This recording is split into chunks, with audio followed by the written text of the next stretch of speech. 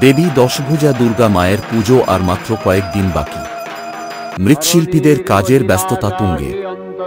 আকাশে বাতাসে বইতে শুরু করেছে আগমনীর বার্তা।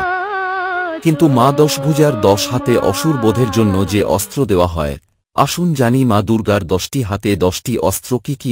ডান হাতে ত্রিশূল, খড়গ, চক্র, সুতীক্ষ্ণ বাণ এবং শক্তি, অর্থাৎ যে অস্ত্রের আঘাতে রাম রাবণের যুদ্ধে লক্ষণ অচৈতন্য হয়ে পড়েছিলেন তাহা অবস্থিত।